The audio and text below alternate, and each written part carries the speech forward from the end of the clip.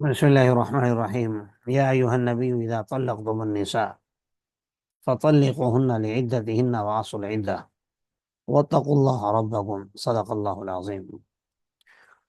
اے نبی صلی اللہ علیہ وسلم، جب تم عورتوں کو طلاق دو تو ان کی عدت کا خیال کر کے طلاق دو اور عدت کو شمار کر لو، اور اللہ سے ڈرتے رہو جو کہ تمہارا رب ہے۔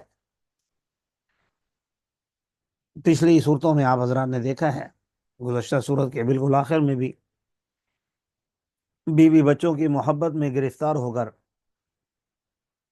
دین اسلام کے کسی حکم کو پامال نہ کریں، اور اس طرح کے احکامات آپ کے سامنے تھے۔ اب یہ بتلانا مقصود ہے کہ خدا نخواستہ اگر میاں بیوی کا جو رشتہ ہے، پہلے تو جتنا ہو سکے اسے بنانے کی کوشش کرنی چاہیے، لیکن اگر بگڑنے لگے تو پھر ان کو نقصان نہیں پہنچانا، ان پر الزام تراشی نہیں کرنی، ان کو لوگوں کی نظروں میں ڈی گریڈ نہیں کرنا، رسوا کر کے نہیں نکالنا۔ جس طرح بینڈ باجے سے لائے تھے خوشی خوشی، اب اگر گزارا نہیں ہو رہا یا کوئی مسئلہ ہے تو اسی طرح خوشی خوشی اس سے علیحدگی اختیار کر لی جائے۔ اور فقہ کی کتابوں میں آپ حضرات یقیناً پڑھ چکے ہوں گے کہ مختلف اس کی پھر حدود و قیود ہیں۔ مثال کے طور پر کہ طہر میں طلاق دی جائے، مینسس کے ایام میں طلاق نہ دی جائے، پھر ایسے طہر میں طلاق دی جائے جو خالی عن الجماع ہو، یعنی اس طہر میں آپ نے بیوی کی قربت نہ کی ہو۔ پھر تیسرا یہ کہ اکٹھی طلاق نہ دی جائے، ایک طلاق دی جائے تاکہ اس کے بعد اگر رجوع کرنا چاہیں تو امکان ہو اس کا۔ اور بھی بہت ساری چیزیں ہیں، اور طلاق سے پہلے بھی بہت سارے مسئلے ہیں۔ مثال کے طور پر اس سے علیحدگی اختیار کر لو، کمرہ الگ کر لو، بستر الگ کر لو، اس سے کام نہیں چل رہا تو ڈانٹ دو، ڈانٹنے سے نہیں چل رہا تو مار دو، تھوڑا سا ہلکی سی مار۔ اگر مارنے سے بھی مسئلہ نہیں حل ہو رہا تو دونوں فریقین میں سے، خاندانوں میں سے حکم بنا لو، اگر اسے بھی مسئلہ حل نہیں ہو رہا تو پھر طلاق ہے۔ یہاں رسول اللہ صلی اللہ علیہ وسلم کو خطاب کر کے معاملے کی نزاکت بھی سمجھائی ہے۔ ظاہر ہے خطاب تو مجھے اور آپ کو ہے، اس لیے آگے جمع کا صیغہ استعمال فرمایا، اذا طلقتم النساء۔ باقی زیادہ تر اس میں عورتوں کے متعلق باتیں ہیں، تو آپ اس کا مطالعہ بھی یقیناً کر لیجئے۔ تو نہ نکالو ان کے گھروں سے، اور نہ ہی وہ خود نکلیں، الا ان یاتین بفاحشۃ مبینہ، مگر یہ کہ وہ کسی فحاشی کا ارتکاب کر لیں۔ یہ اللہ کی حدود ہیں، اور جو اللہ کی حدود سے تجاوز کرتا ہے تو وہ اپنے آپ پر ظلم کرتا ہے۔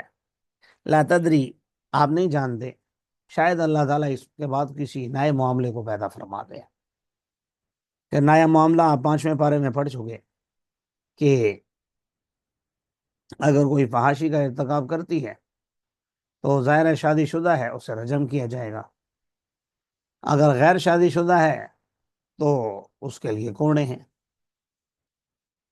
اور جب وہ اپنی مدت کو پہنچ جائیں تو ان کو روک لو معروف طریقے سے، یا ان کو چھوڑ دو معروف طریقے سے، یعنی احسن انداز میں، اور 2 گواہ اپنے میں سے بنا لو، اور اللہ کے لیے گواہی بھی قائم کر لو۔ نصیحت کی جا رہی ہے ان باتوں کے ذریعے اس شخص کو جو اللہ اور آخرت کے دن پر ایمان رکھتا ہو۔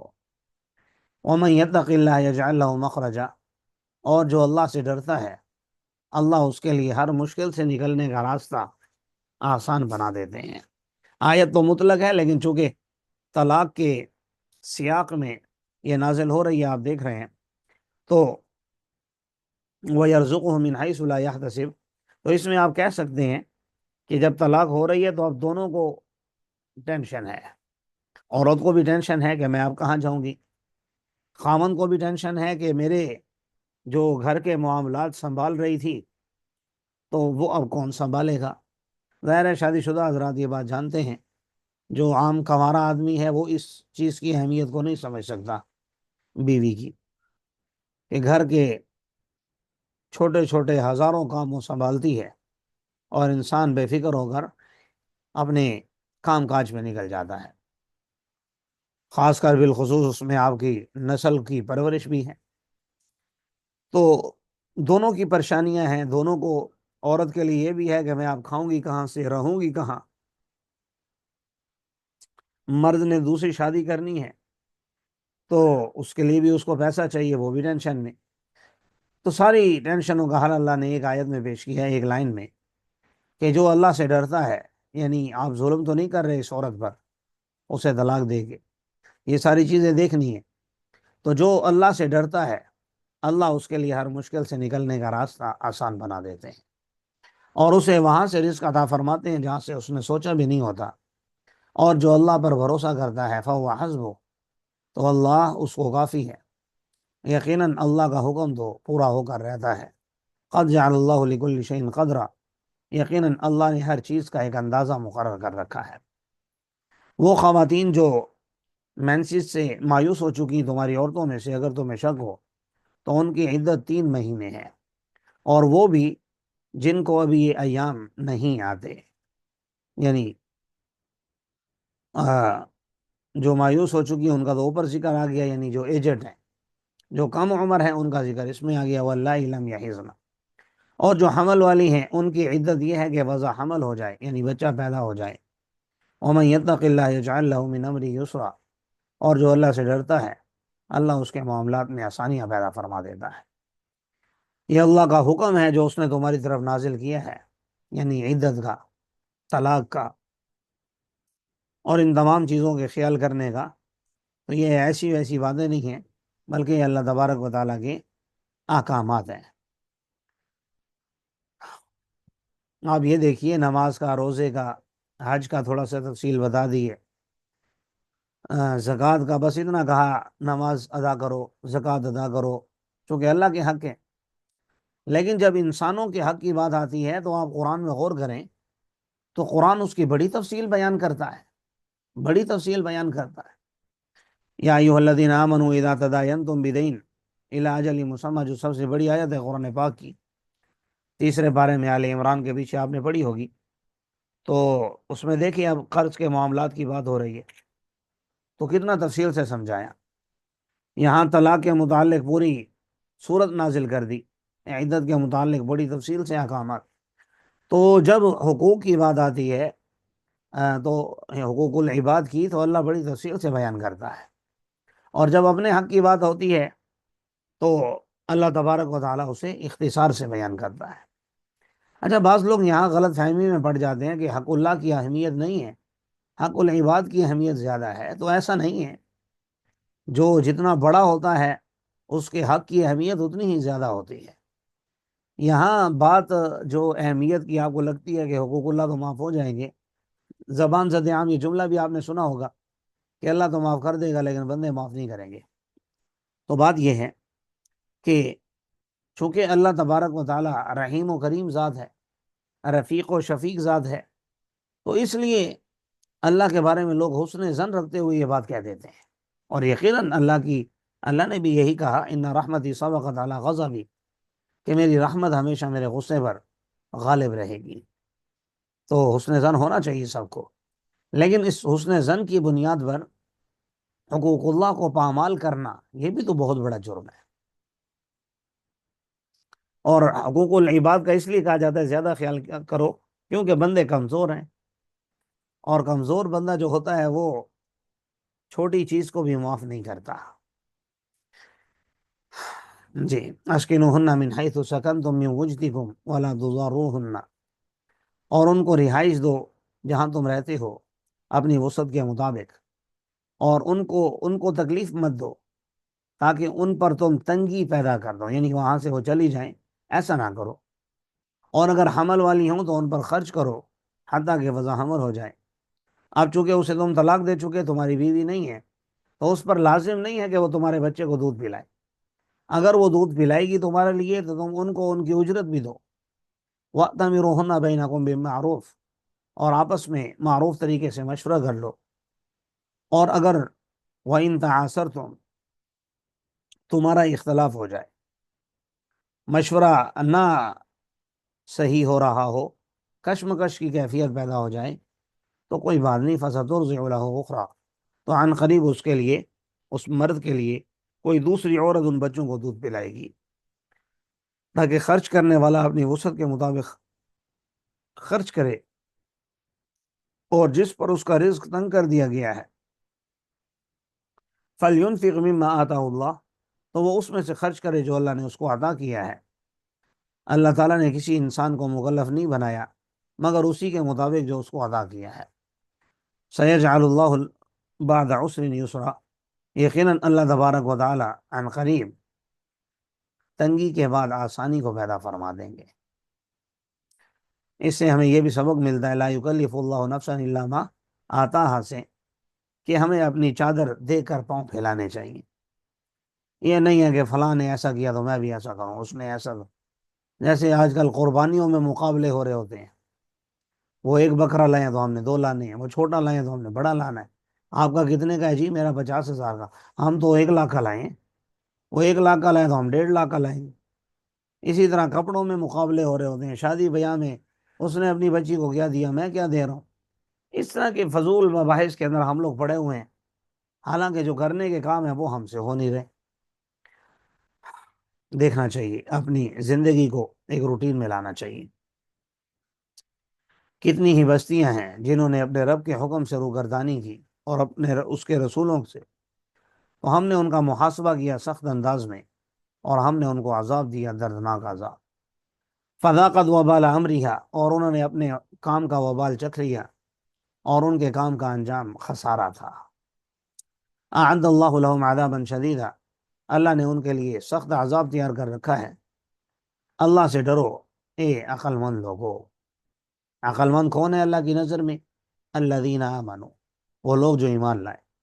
یقیناً تمہاری طرف اللہ تعالیٰ نے نصیحت نازل کی ہے ایک رسول کو دے کر جو تم پر اللہ کی آیات بھی تلاوت کرتا ہے واضح. لیخرج الذین آمنوا وعملوا الصالحات من الظلمات الی النور، تاکہ نکالے ان لوگوں کو جو ایمان لائے اور نیک اعمال کیے کفر کے اندھیروں سے اسلام کی روشنی کی طرف، گناہوں کے اندھیروں سے علم کے نور کی طرف. اور جو اللہ پر ایمان رکھتا ہے، اچھے کام کرتا ہے، اللہ اسے ایسے باغات میں داخل فرمائیں گے جس کے نیچے نہریں بہتی ہوں گی ہمیشہ ہمیشہ اس میں رہنے کے لیے.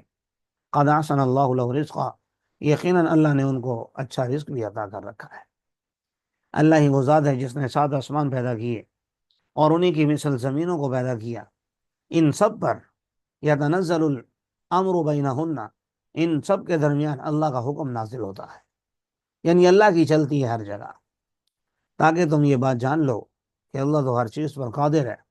وان اللہ قد احاط بكل شیء علما، اور اللہ نے ہر چیز کا علم کے اعتبار سے احاطہ کر رکھا ہے. یہی ہوتا ہے نا، گرفت آپ کی مضبوط ہو. آج کل جیسے آپ دیکھتے ہیں، آپ کا آفس ہے، آپ کی فیکٹری ہے، آپ کا دفتر ہے، آپ کا ادارہ ہے، آپ کا اسکول ہے، کچھ بھی، تو اس میں کیمرے لگے ہوئے ہیں. آپ اپنے گھر میں بیٹھے ہیں، اب آپ کے علم میں ہے کہ وہاں کیا ہو رہا ہے. کیسے؟ آپ اپنا موبائل نکالتے ہیں اور وہاں کے کیمروں کو اپنے موبائل کے ساتھ کنیکٹ کرتے ہیں، اور آپ دیکھ رہے ہیں کہ وہاں کیا چل رہا ہے. ایک آدمی نے گھر میں کیمرے لگائے ہوئے ہیں، اہلیہ کو بتا کر، چھپا کر نہیں، ایک مثال ہے. اب وہ باہر ہے، جہاں بھی ہے، لیکن اس کا گھر کے اندر وہ دیکھ رہے ہیں گھر میں کیا کچھ ہو رہا ہے، سب کچھ اس کے علم میں ہے. تو اللہ تعالیٰ، آج کے دور میں تو ان چیزوں کو سمجھنا بہت ہی آسان ہے. اللہ فرمانے کہ ہم نے ہر چیز کا علم کے اعتبار سے احاطہ کر رکھا ہے. یہ جو میں نے ابھی مثالیں دی، یہ سسٹم تو میرا اور آپ کا بنایا ہوا ہے. اللہ تبارک و تعالیٰ کا سسٹم اس سے کئی گنا بہتر اور اعلیٰ اور عرفہ ہوگا، اس کی تو ہم مثال بھی نہیں دے سکتے کہ کیسا ہوگا. تو جب ہمیں ان سسٹموں پر یقین ہے اور اس کی وجہ سے ہم ڈر بھی جاتے ہیں، تو ہمیں اللہ سے بھی ڈر جانا چاہیے. آگے بھی دیکھ لیجیے، آسان ہے. یا ایھا النبی لم تحرم ما احل اللہ لک تبتغی مرضات ازواجک واللہ غفور رحیم۔ یہ ایک واقعہ، مختلف واقعات مفسرین نے ذکر کیے ہیں، ایک واقعہ عرض کر دیتا ہوں کہ نبی کریم صلی اللہ علیہ وسلم عصر سے مغرب کے درمیان اپنی تمام ازواج کے گھر چکر لگاتے تھے، کھڑے پاؤں، کھڑے کھڑے وہاں حال حوال پوچھا، پھر آخر میں جس کی باری ہوتی تھی وہاں تشریف لے جاتے۔ ایک مرتبہ حضرت زینب بنت جحش رضی اللہ تعالیٰ عنہ کے پاس آپ کو تاخیر ہو گئی، یعنی انہوں نے شہد وغیرہ پیش کیا تو آپ نے وہ پیا، آپ کو آنے میں دیر ہو گئی، تو اما حفصہ اور اما عائشہ رضی اللہ تعالیٰ عنہما نے آپس میں یہ طے کیا کہ جب ہمارے پاس آئیں گے تو ہم کہیں گے آپ سے مغافیر کی بو آ رہی ہے، یعنی شہد کی، مکھیوں کی۔ تو آپ تو بو سے سخت نفرت کرتے تھے کیونکہ آپ کے پاس فرشتے آنا ہوتا تھا۔ تو آپ کو جب انہوں نے یہ بات کہی تو آپ نے قسم کھا لی کہ میں آئندہ کبھی شہد استعمال نہیں کروں گا۔ تو اللہ نے یہ آیات نازل کی جس میں یقیناً میرے لیے اور آپ کے لیے بہت سارے اسباق ہیں کہ نبی صلی اللہ علیہ وسلم کیوں آپ نے حرام کر دی وہ چیز جو اللہ نے آپ کے لیے حلال کی تھی۔ حالانکہ نبی کریم صلی اللہ علیہ وسلم نے حرام نہیں کی تھی، بلکہ صرف یہ کہا تھا کہ کبھی نہیں پیوں گا۔ تو کسی چیز سے پرہیز کرنا، بچنا، تو یہ کوئی منع تو نہیں ہے۔ اب ہر چیز آپ کے لیے حلال ہے لیکن ہر چیز آپ کھاتے تو نہیں ہیں۔ بہرحال لیکن پیغمبر کا مقام اور منصب چونکہ بہت بلند ہے، تو ایسا سلوک کسی چیز کے ساتھ جو حلال ہو، حرام جیسا، کہ اسے ہم نے استعمال نہیں کرنا، تو یہ اچھا نہیں ہے۔ اس لیے فرمایا کہ کیوں آپ نے حرام کر دی وہ چیز جو اللہ نے آپ کے لیے حلال کی تھی، وہ بھی اپنی بیویوں کو خوش کرنے کے لیے۔ واللہ غفور الرحیم، اور اللہ مغفرت کرنے والا بھی ہے، رحم کرنے والا بھی ہے۔ قد فرض اللہ لکم تحلۃ ایمانکم، یقیناً اللہ نے تمہارے لیے تمہاری قسموں کو توڑنا لازم کر دیا ہے۔ قسم وہ والی توڑنی ہے جو خلاف شریعت کھائی ہو، اس کی بات ہو رہی ہے، یعنی ایسا کام جو آپ کو کرنا چاہیے اور آپ نے قسم کھا لی کہ میں نہیں کروں گا، تو اب یہ ہے کہ آپ کو کر لینا چاہیے اور اپنی قسم کا کفارہ دے دینا چاہیے۔ اور اللہ ہی تمہارا مولا ہے، وہو العلیم الحکیم، اور وہ علم والا بھی ہے، حکمت والا بھی ہے۔ یاد کیجیے جب نبی کریم صلی اللہ علیہ وسلم نے اپنی ایک بیوی سے ایک بات کہی، یعنی رازدارانہ انداز میں، اسرا، سر راز ہو کہتے ہیں، تو فلما نبأها بها،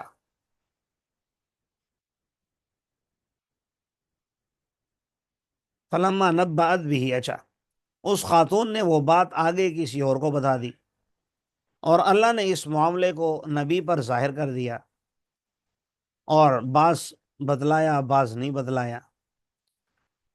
تو نبی کریم صلی اللہ علیہ وسلم نے جب اس خاتون سے وہ بات کہی تو وہ کہنے لگی من انبأک ھذا، آپ کو کس نے بتایا ہے؟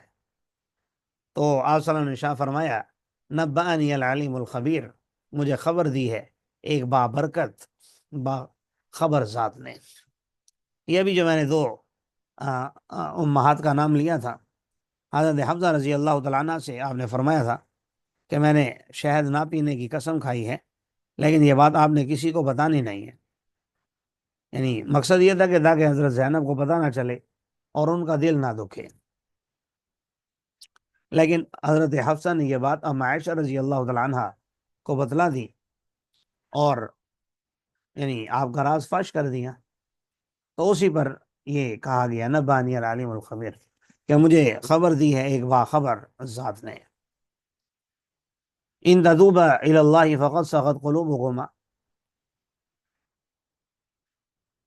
کہ اگر تم توبہ کرو گی اللہ تعالیٰ کے سامنے، انہی ازواج مطہرات سے خطاب ہے، اے نبی کی بیوی ہو، اگر تم اللہ تبارک و تعالیٰ کے سامنے توبہ کر لو گی اب، تو تمہارے دل جھک جائیں گے، ٹھیک ہو جائیں گے، اور اگر اس پر تم اڑی رہی تو یقیناً اللہ ہی اپنے محبوب صلی اللہ علیہ وسلم کا مولا ہے، اور جبرائیل اور نیک مومنین اور فرشتے اس کے بعد اس کے مددگار بھی ہیں۔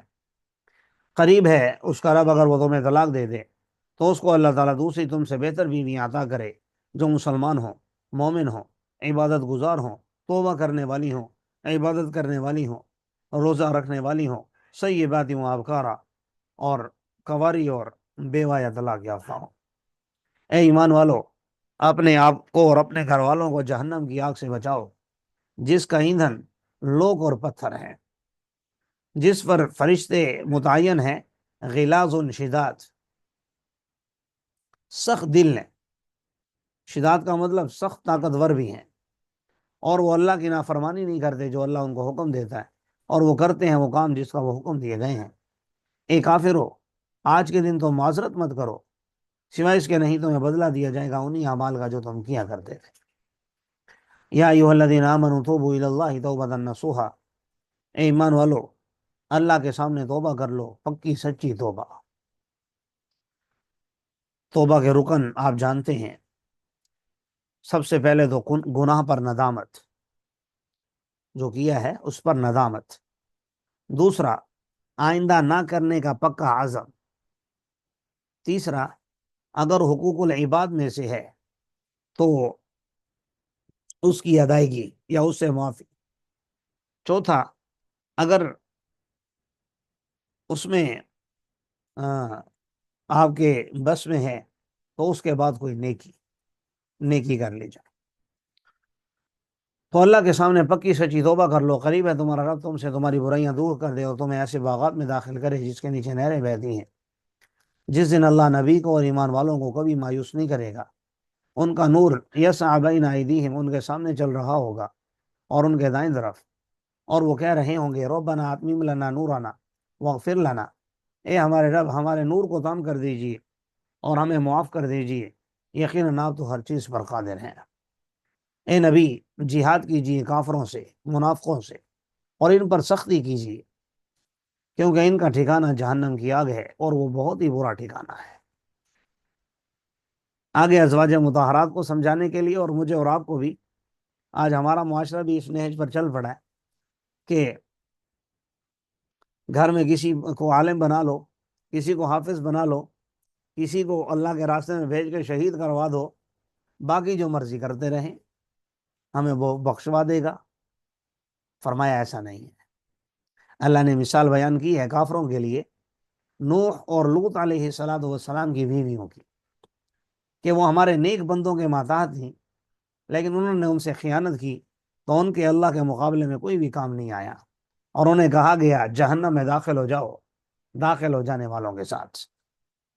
اور اللہ نے مثال بیان کی ہے ایمان والوں کے لیے فرعون کی بیوی کی، جب اس نے کہا کہ اے میرے رب، میرے لیے اپنے پاس جنت میں گھر بنا دیجئے اور مجھے نجات دیجئے فرعون سے اور اس کے کرتوتوں سے، اور مجھے ظالم لوگوں سے نجات دے دیجیے۔ اور دوسری عورت مریم بنت عمران التی احسنت فرجہا، جس نے اپنی عزت کی حفاظت کی تھی، اور ہم نے اس میں اپنی روح میں سے یعنی اپنے حکم سے ڈال دیا تھا، اور اس میں روح ڈال دی تھی جس سے عیسیٰ علیہ السلام پیدا ہوئے، اور اپنے رب کے کلمات کی اور کتابوں کی اس نے تصدیق کی، وکانت من القانتین، اور وہ تھی عبادت گزار لوگوں میں سے۔ اللہ تعالی ہم سب کو بھی عبادت گزار بندوں میں شامل فرمائے۔ آمین۔